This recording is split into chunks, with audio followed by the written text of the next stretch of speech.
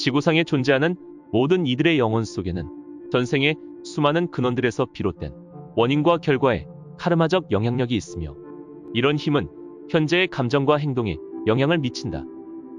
겉으로는 정상적으로 살아가는 것처럼 보여도 현대의학도 발견하지 못하는 뿌리 깊은 고통들로 시달리는 사람들이 많다. 이러한 고통의 근본 원인을 파악하지 못하면 삶에서 해결하기 힘든 증상들은 반복적으로 나타나게 된다. 40년 넘게 최면요법을 연구한 마이클 뉴턴 박사는 영혼의 기억을 이끌어내는 최면을 통해 영혼이 가지고 있던 정보들을 찾아낸다. 뉴턴 박사의 피술자들에 의하면 자신의 삶은 자신의 영혼이 선택한 것이다. 오늘은 영혼들의 계획과 약속을 기억해낸 사람들의 연구 사례를 담은 마이클 뉴턴 박사의 책 영혼들의 기억에 대해 이야기해보겠다.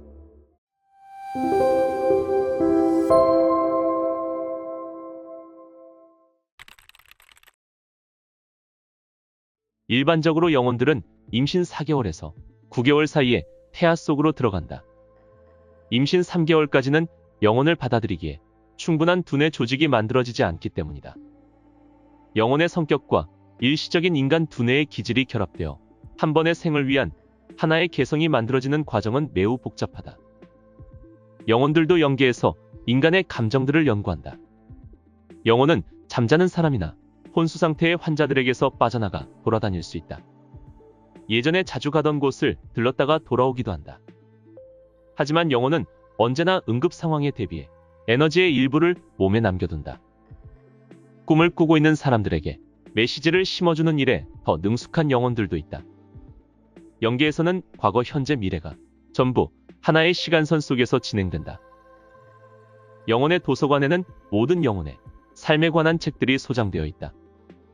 일반적으로 영혼들은 전생의 업적들과 단점들이 영혼의 도서관에 영구히 기록되어 있다는 것을 알게 된다. 바닥에 돌이 깔린 거대한 신전으로 들어가 여러 층으로 된 커다란 영혼 도서관에 들어가면 전생의 의미 있는 경험들을 돌아볼 수 있다. 지상의 것들은 이곳의 것들을 기억해서 그대로 모방한 것에 불과하다. 영혼들은 환생하기 전 삶을 선택하는 방에서 카르마에 의해 생의 과제를 자원하기도 한다. 하지만 자유의지에 따라 선택할 여지는 언제나 존재한다. 이런 자유의지는 삶에서 일어나는 사건들의 방향을 변화시키기도 한다.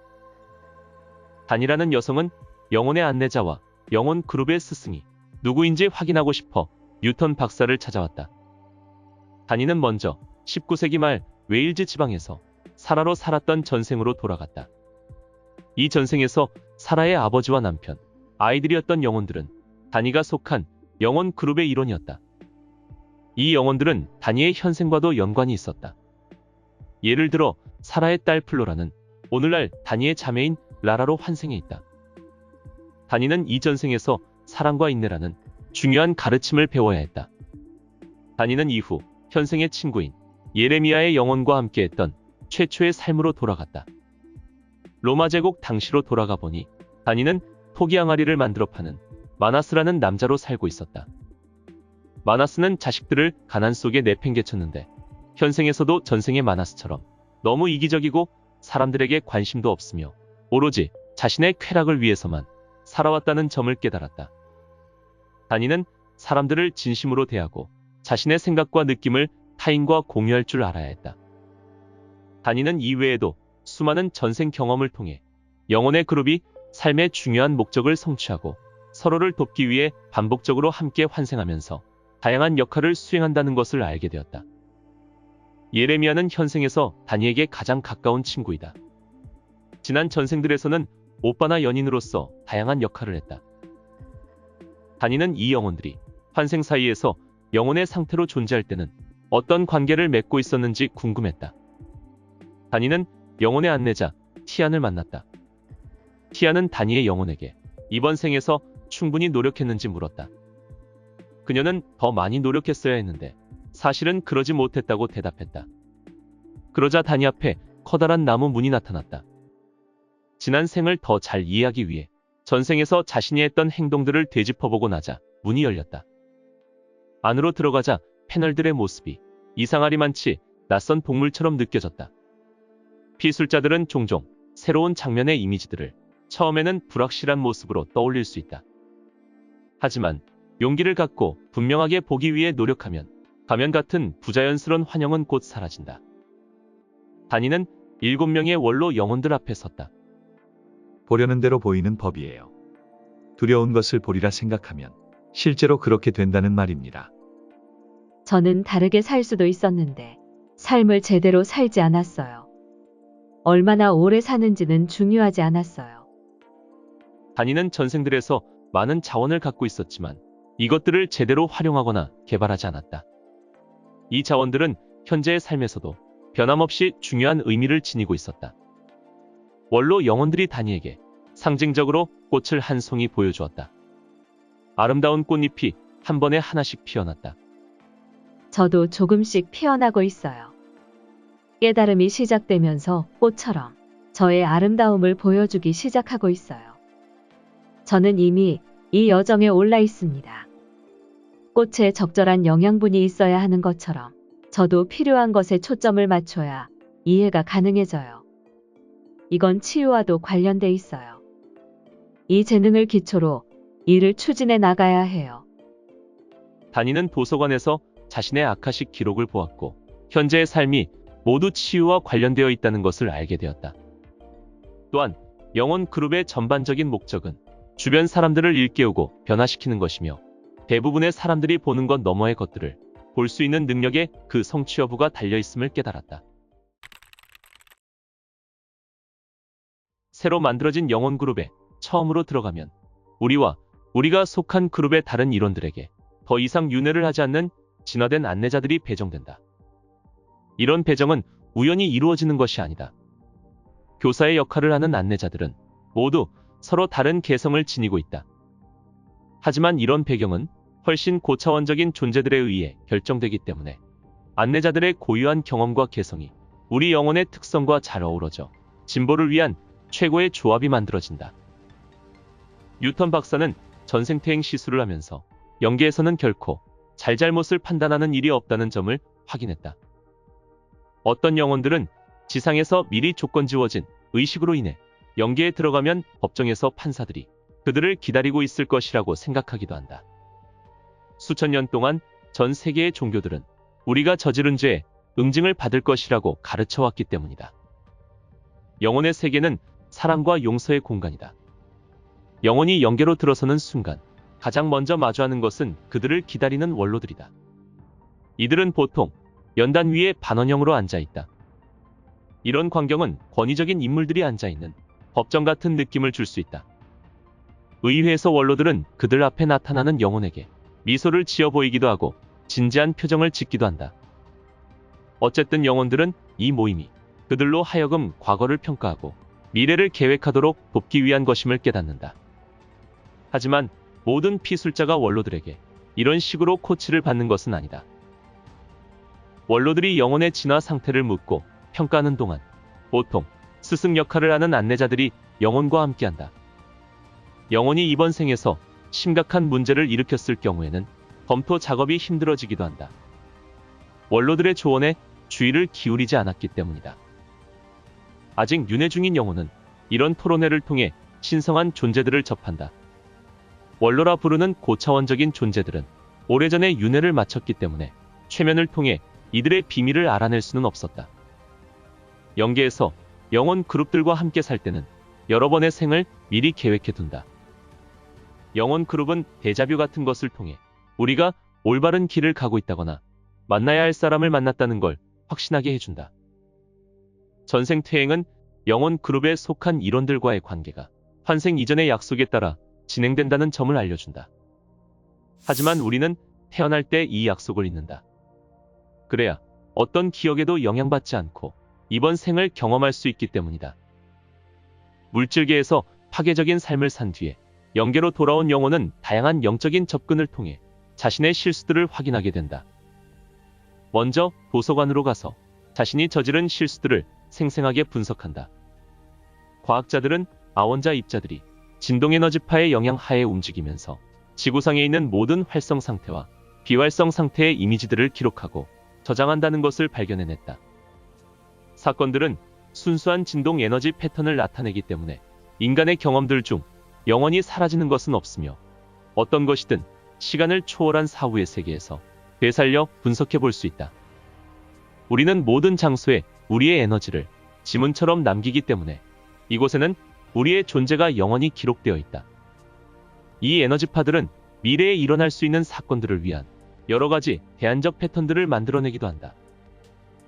영혼의 안내자들은 방금 끝마친 삶에서 저지른 잘못들과 관련해서 가르침을 주기 위해 충격을 주기도 한다. 영적인 충격요법은 드문 방식인데 예를 들어 악마 같은 모습으로 위장하여 나타나는 것이다. 생을 일찍 마감한 영혼은 흔히 원래의 수명을 채우고 전생에서 다 하지 못한 일들을 마무리하기 위해 5년에서 10년 사이에 다시 태어난다.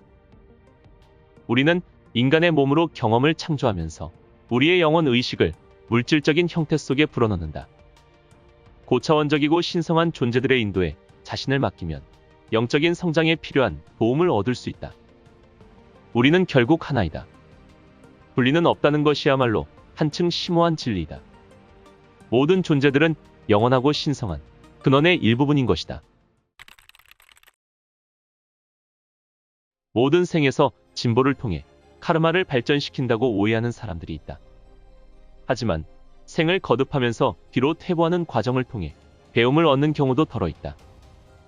일반적으로 중간 레벨을 향해 가는 영혼들은 인간으로 태어날 때 75% 이상 성별을 선택할 수 있다. 지구상에 태어나기 전에 외계에서 태어났던 기억을 갖고 있는 영혼들도 있다. 이들을 혼성 영혼이라고 한다. 이들은 부드럽고 민감한 성격을 지니고 있어서 지구에 적응하는 데 어려움을 겪기도 한다. 혼성 영혼은 이런 고난을 경험하기 위해 지구에서 태어났을 수도 있으며 영혼의 나이도 많다. 51세의 린즈라는 여성은 전생퇴행 과정에서 자신이 행성 차원의 일을 수행하겠다는 구체적인 목적을 갖고 태어난 성숙한 혼성 영혼이라는 사실을 깨달았다. 저는 에너지 치료를 위해 이 행성에 왔는데 에너지를 조정해 보려고 애써봐도 잘 안 돼요. 모든 에너지를 원소들과 결합시키는 건 우주를 창조하는 것과 같죠. 지구를 위해 일하는 게 이번이 처음은 아니에요. 원래는 저희 행성에 가서 멀리서 그 일을 했지만 지구 행성은 모든 걸 직접 손으로 만지고 경험도 직접 해야 합니다. 저는 항상 지구에 태어나 지구에 대해 배우고 싶었어요. 저는 어떤 레벨에 고착되어 있어요. 무엇이든 성취하려면 이 단계를 이겨내야 합니다. 린지는 사람들 속에 있을 때 불면증에 시달렸으며 항상 불안하고 질식할 것 같은 느낌을 받았다. 하지만 전생퇴행 이후 린지는 아주 건강해졌고 수면 패턴도 개선되었다. 자신이 어떤 존재인지를 알게 되었고 올바른 길을 가고 있다는 확신도 얻었기 때문이다. 그녀는 이제 강도 높은 치유를 실시하고 있으며 자신은 물론이고 타인들까지 치유해 주게 되었다. 전생퇴행을 통해 깨달은 사실은 먼저 자신을 치유해야 이 지구에 온 목적을 달성할 수 있다는 것이었다. 자신을 먼저 치유해야만 그녀 말대로 행성을 위한 일을 할 수 있는 것이다. 자신을 괴롭히는 여러 가지 질병은 자신에 대한 가혹한 태도에서 비롯되었을 수 있다. 하지만 삶의 난관들은 자신의 잘못이거나 끈기가 부족해서가 아니라 더욱 성숙하기 위해 여러 영혼들이 신중하게 계획하고 합의했기 때문이다. 영혼이 어떤 몸 속에 있을 때 때로는 몸의 정신적 경향과 몸의 환경이 주는 긴장감에 휩싸여 타고난 재능을 억압당한다. 그래서 다른 생에서는 할 수 있었던 긍정적인 일을 못하게 되기도 한다. 전 세계를 돌며 음악 공연을 하고 있는 제레미라는 남성의 영혼은 에너지 전문가였다. 그는 세 번째로 큰 목성의 위성인 가니메데에 대해 이야기했다. 이 위성에서 빛과 에너지 기술을 익히고 실행했다는 것이다. 그는 지구와는 다른 차원에서도 일했었다. 그러다 지구의 새로운 기술들을 전하기 위해 에너지의 일부를 그곳에 두고 지구에서 태어났다. 지구에 와서 제레미로 사는 동안에도 그의 연구를 계속하기 위해서였다. 다른 행성에 존재했던 혼성 영혼들은 그곳에서 터득한 기술들을 이런저런 형태로 지구에 가져온다. 그는 에너지를 이용해 다른 사람들에게 자신감을 키워주는 능력이 있다고 했는데 이것은 제레미가 음악으로 이번 생에서 하고 있는 일이기도 하다. 제레미에게는 몸의 선택과 지리적인 위치도 중요했다. 그래서 음악가로서의 삶을 위해 티베트의 승려와 미국인 정치가로 사는 삶을 거부했다. 모든 사람들은 진동 에너지를 사용할 수 있는 능력이 있습니다. 모두가 함께 이 에너지를 사용하면 아주 강력한 효과가 나타나죠. 음악은 세계를 조화롭게 만듭니다. 저는 지구의 의식을 진화시키기 위해 이곳에 왔어요. 정말로 중요한 일처럼 들리죠. 하지만 어떤 식으로든 다른 사람들도 전부 같은 이유로 이곳에 왔어요. 그렇지 않나요?